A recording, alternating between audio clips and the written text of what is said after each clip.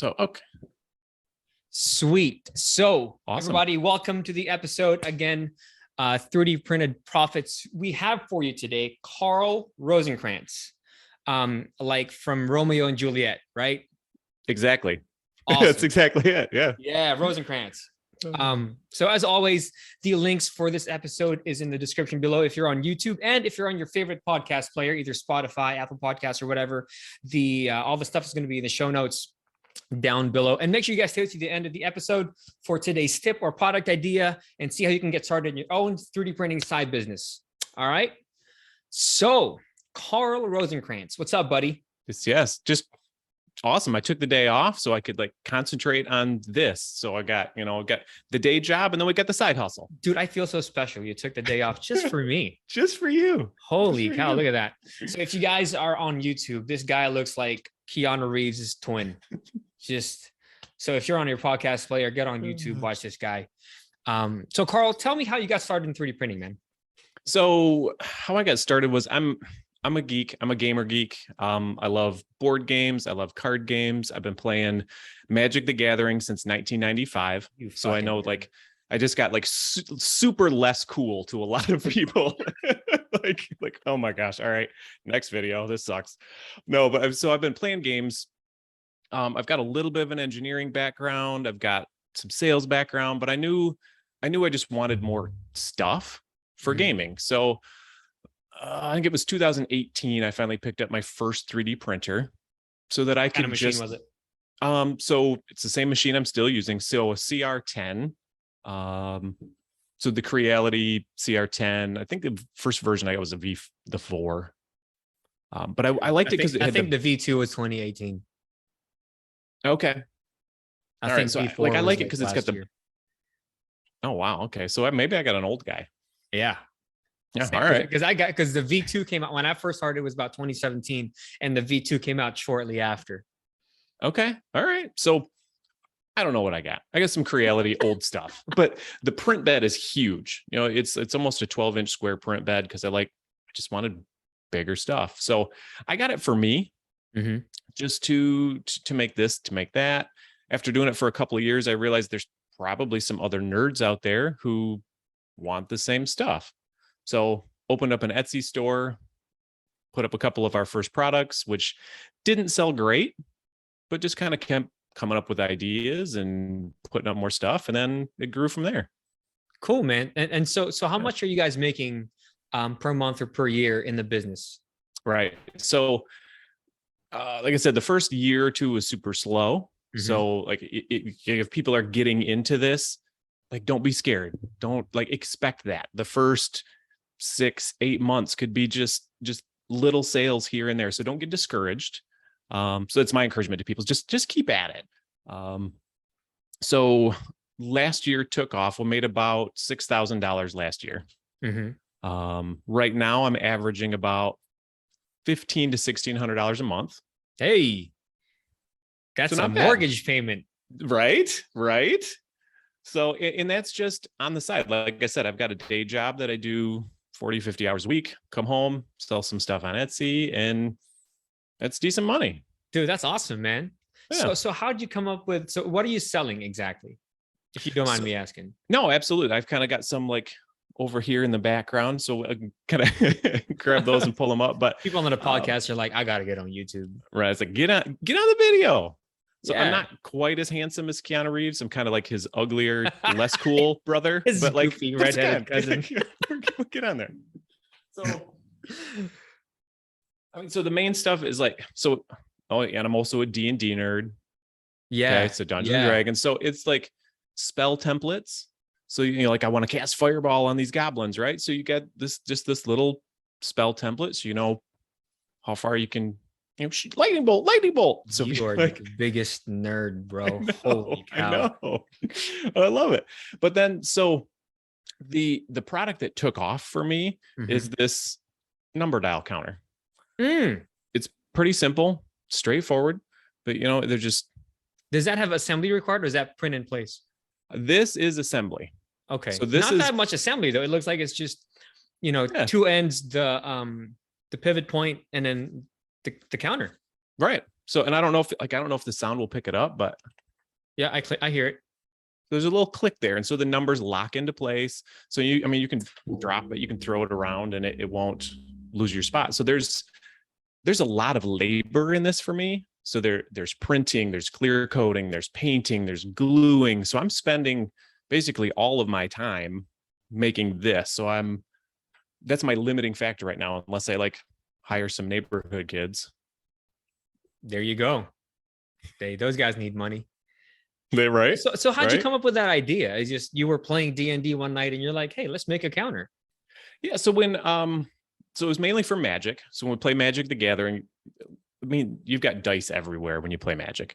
So Where Magic headed, by the way, is totally crap. I don't like the way with all this new throws. I was like, what is throws? What is...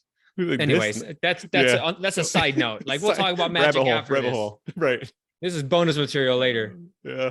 So dice. So a lot of times I would just use a 20-sided die on the table to keep track of my life total. Well, I mean, you're playing Magic, you're drinking beer, you knock over your dice. I'm drunk. I don't remember my life, so it was problematic. So I just kind of came up with this idea to make it a little more, again, visible from across the table. Mm-hmm. You're like, what life were you at? So it's big and it's clear and it's bold. Gotcha. Yeah. That works. So how do you figure out works. what new products to sell? Like as you're going, because you said you started with just a few items, and as you progressed, you added more items in your shop. So how do you figure out which new products to put in there? I mean, we'll make it sound fancy. I crowdsource some ideas. There you go. Yeah, I go to my friends, right? Like I go to my friends. Like we're playing games. It's like, oh, it would be really nice if like we had this thing.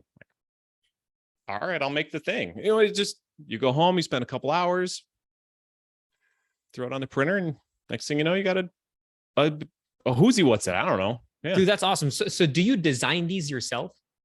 I do. Yep. And what software do you use? Oh gosh. So I used to use SolidWorks in my engineering background. So SolidWorks is an expensive software package. That's a couple grand. So I have been using Onshape. Which is a web-based version. I've used Onshape. They're great, actually. Yeah. For more, so I'm looking like behind you, you've got Thanos, and you got Onshape is not a sculpting software, right? It doesn't do organic, but more of these mechanical, precise measurements. That's what Onshape's good for. Right.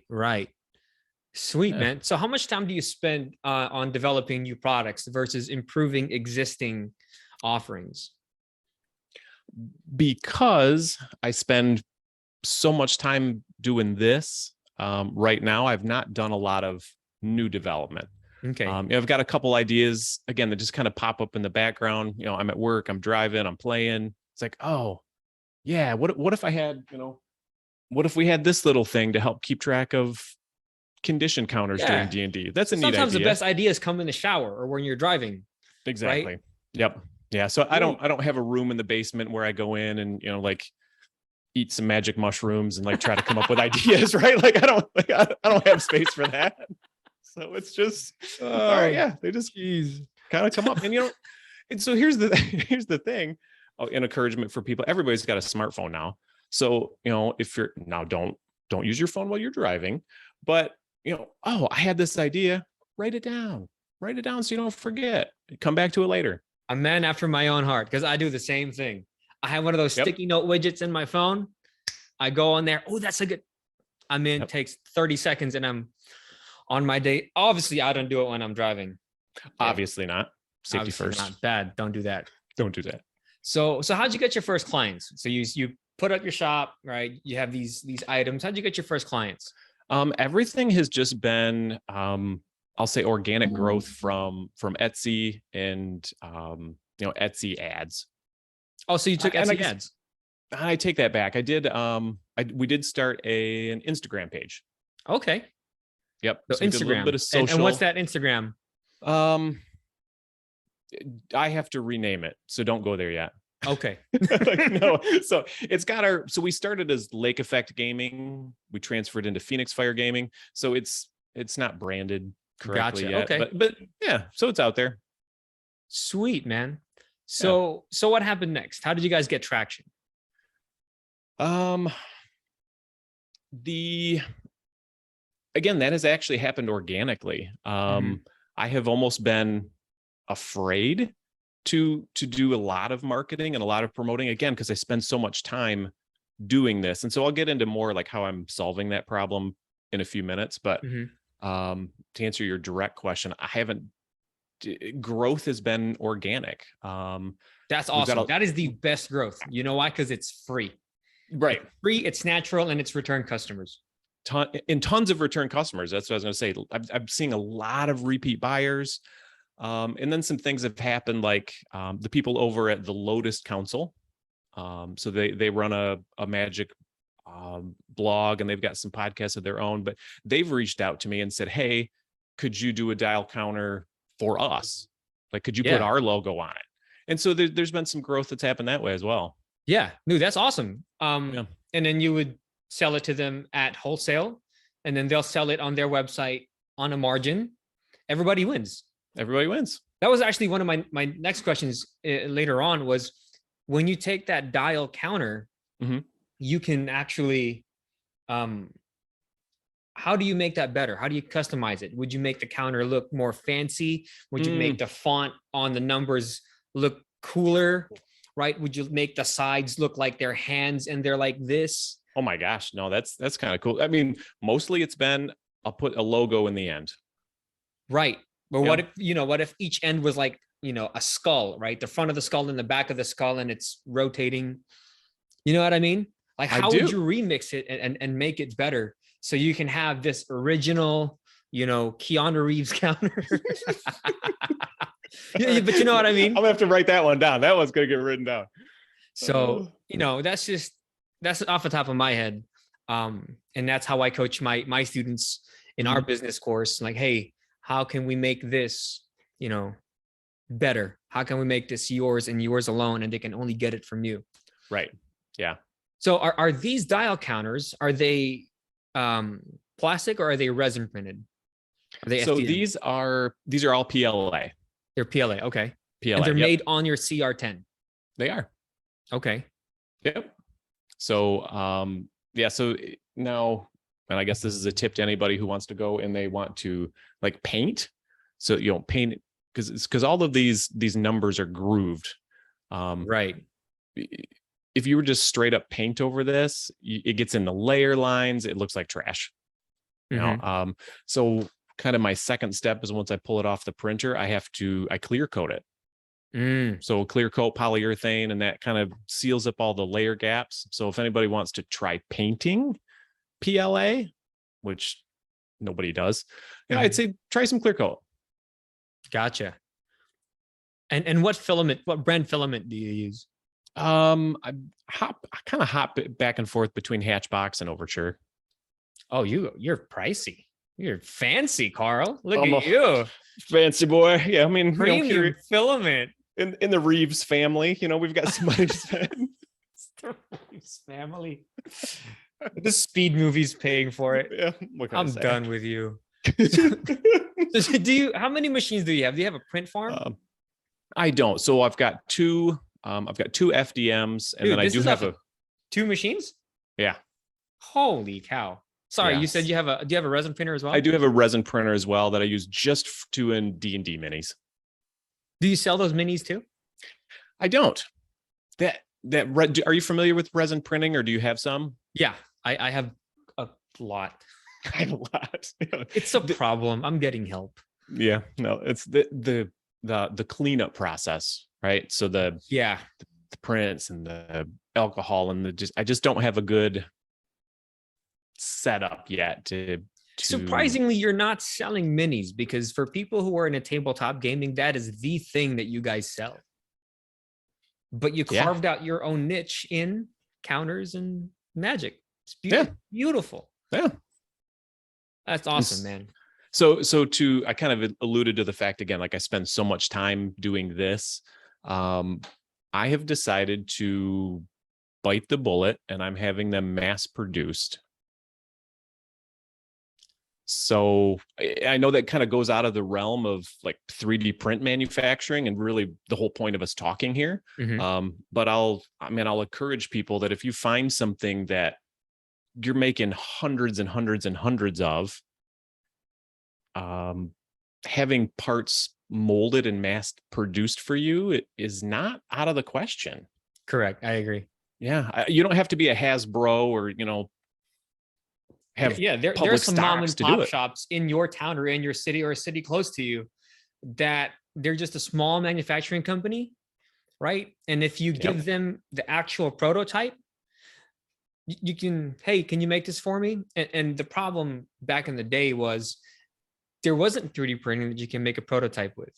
Right. You had to make and craft it your own, and they had to do it themselves. But now prototyping has went from $10,000 to 50 cents to hundreds. Yeah. I mean, the cost of a printer, and now you can, it's so cool. We live in a pretty neat time frame. Yes. I used to watch the Jetsons when I was a kid, and I was like, oh, we're here. We're here. Yeah. Except the flying car thing. Except for that. Yeah. Elon's probably working on it. And Rosie, the maid robot. No, that's the scary part. We don't want Rosie. No, I think they're working on her. So how do you determine profit margin? What profit margin are you targeting for between expenses and net income and stuff like that? We're going to get technical a little bit. Right.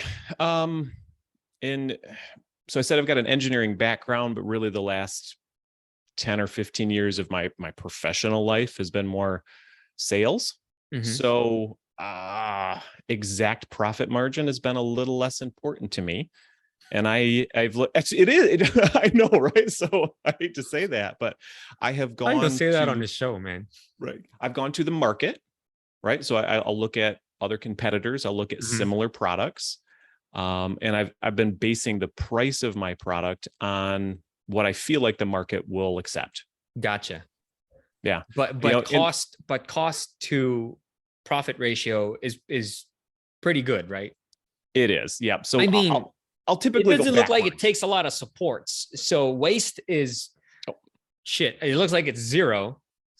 Yeah. I hate supports. Zero. I specifically designed this for no supports. That's beautiful. And so you make them can you show it again? I want to see how big it is.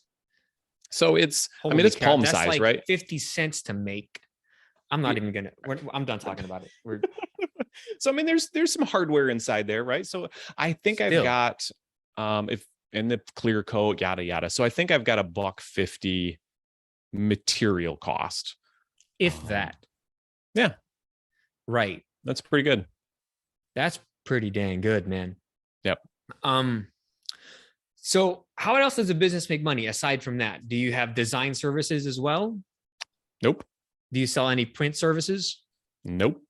Nothing. All right, cool. Nothing. I've had people reach out to me who want some custom orders. Hey, do these dials in blue, do these ones in red. And so I've done some custom print requests, but that's the only way we're making money right now. Dude, that's awesome, man. Yep. So I was going to ask you how else you try to increase sales, but everything's organic right now. Yep. And is that all you're doing for marketing? Is just organic? It just grows on its own? It is. I'm afraid. Yeah, I'm afraid I wouldn't be able to keep up with demand. So like doing this podcast with you and you're going to post this is almost terrifying to me because it's like, oh my gosh, people are going to show up and knocking on the door. And that's not my problem. That's not my problem. Figure it out. That's your business. Figure it out, Carl. Figure it out. That's your problem. Get a CR30, get a belt printer and crank that shit out. That's not my problem. Yeah, if you make money, my wife today. Yeah. Yep. Invest in a CR30. Actually, that's what I was going to say earlier. Get a CR30 because even with a current machine, when it's done printing, you have to go and process it yourself. With a CR30, you can go to bed and wake up and you have like 600 of the items. Be so cool. Right. And all you got to do, and it increases your efficiency and your production exponentially. Absolutely. At this point. So there you go. Yep. That should be your tip for the day. Go buy another machine. Hey, you heard him. So I just tell my wife, it's time. Oh, dude, my wife doesn't get mad. She's like, "Oh, you're gonna get another machine? What else are you gonna make me?" Okay, what are you making me now? Yeah, right. No, so once my mass produced parts are ready, which is probably a month and a half out, that's I think when I'm going to start doing a little bit more marketing and pushing stuff a little more because I feel like I'll have inventory. I'll have a lot of inventory. Right. So feel a little safer then. Right. And at that point, are you still on print on demand? Like if someone makes an order, then you make it, or do you have like parts on hand? Parts on hand. Parts on hand. Yeah. So with a belt printer, you'll have hella parts on hand. Yes. So why don't you print these in resin? Again, it's that cleanup. Just to clean up. It's that cleanup step. Yep. We can walk up to our FDM printers, pop off the parts, and they're ready to go. Yeah. But with resin, dude, the prints just are so much nicer on resin. They are. Like, do me a favor, make one of those dice, the counters and the dice in resin, and then just feel it. You're like, oh, I'm trying to look at so nice. Looking at my wife's desk, she loves like little miniatures and little stuff. So actually, I made her a half size one. Mm-hmm. I did that in resin, and you're right. It looks beautiful. It's smooth and it's yeah. And then you can charge more because of the luxurious feeling. You really can. You can charge more. That's a good point. Then that makes up for that extra time and that extra processing. Yeah. It does. It's a lot easier to paint too. Because you don't have those layer lines that you have to worry about. With resin, it pops off. And actually, it doesn't take that long. So for that, you would just toss it in like a small container with some isopropyl alcohol. Yep. Shake it up for about 30 seconds. Put it out in the sun, dude. You're good. Yeah, that's true. That's true. So what's next for you, man? What's going on in the future? What are you working on now? What's next for is it Phoenix Fire Gaming? Phoenix Fire Gaming. Yep. So what's next for you guys? I don't know. I don't have any big plans. That was kind of the one question. Like, what's next? I don't know. I'm running so full speed ahead on the dial counters part. I haven't put a lot of forethought into what our next steps are.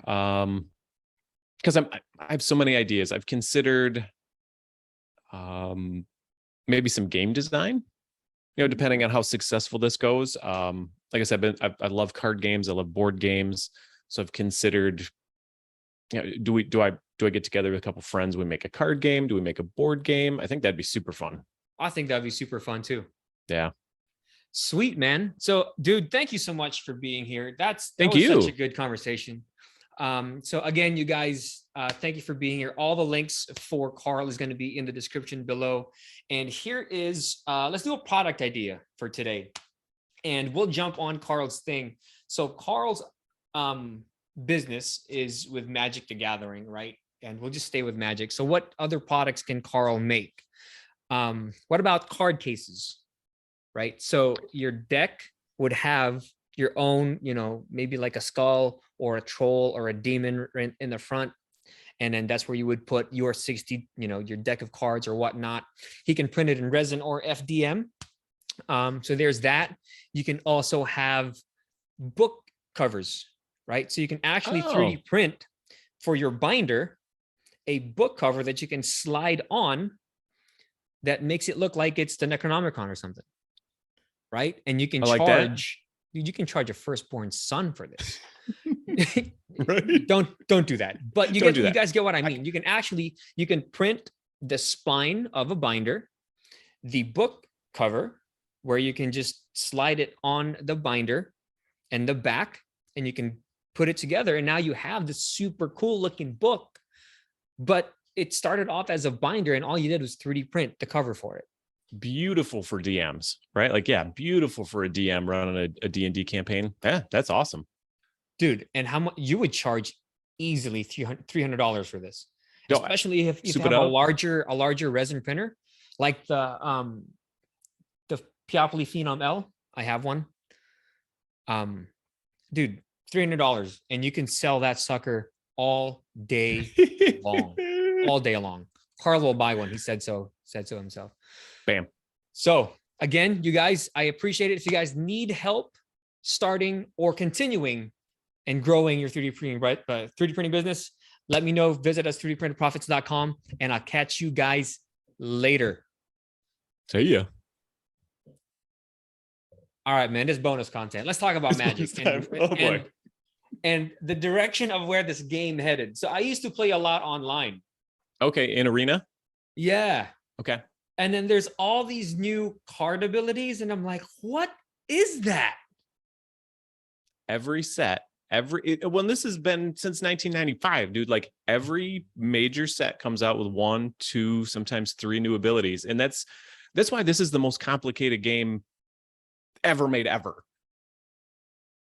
My brain can't process. I was like, dude, I just memorized last season's cards, and I'm still trying to put together last season's abilities and how that's going to work with the past 8 seasons. Oh, dude, yeah. And we'll kind of play modern more format with the buddies at work, and that goes back to, I don't know, early 2000s or something. But so you've got all of these card combinations and all of these effects that all stack on each other, and say we got +1 counters, and but I can't remove counters, but then we get extra count, and it's just like. So when I saw your life counter, I was like, what if you're playing an angel deck that goes to like, you're fucked. Right? Well, you can get to 999 with this one, but like, and if you get to that point, we should just quit. Like, dude, just be done. I was playing this guy, right? And I had, God, it's the one that, well, if you have 5 or more angels, it gets +2/+2, and everyone, that one, the legendary one. And then it was a combo with. It was you know what I'm talking about, like the angel deck, and you have like 500 life, and then your angel gets huge, and then you get lots of it's nuts. I was, dear Lord. But then you just deck him, right? You just run his cards out, and then he loses anyway. And then you buy another counter from Karl, like, hey man, I need to buy another counter. I'd like, this is not enough life. Where are you at? I'm at 2,000. Right? I'm at 2,000 life. Can we not? Let's not do that. No, it's not fun anymore. You know what I mean? Like, dude. No, and I like playing artifacts. So artifacts and token creatures. So I'm that guy who's I got an angel, and I got 2 extra golems, and I got some elves, and every once in a while I watch my friends go, oh, all right, here we go. Yeah. I hate y'all. Those are annoying. Yep. What's another annoying one? The green deck. The dude with the beetle? Which just makes more beetle. I mean, the one that makes more beetles at every turn. Yes. Yep. And then like the beetle that you just made. So there's 2 of them that's making beetles. And on his next turn, all 4 of those are making beetles. I'm like, fuck this guy. Yep. Yeah. We're done. Scoop and quit. Dude, yeah. So that's another product of the year for you. Just a shit ton of tokens, or just take like the Magic figures, right? So whatever angel that is, because in Arena, when like a legendary card, right, or a mythic card comes, you got like this animation that the dude pops up. Yeah. So why don't you sell the actual figures of that, so that when that card comes out, homeboy can be like, yeah, bang, bam. So and that would be a perfect use for the resin printer. I should charge you for this. Okay. I should charge you for checks in the mail. Checks in the mail. All right, that's cool. That works for me, man. Karl, dude, that was so good, man. Thanks for shooting the shit. I appreciate it. Thank you for taking the day off. Absolutely. Thank you, man. This is just a good opportunity. Dude, this is great. Just to chat.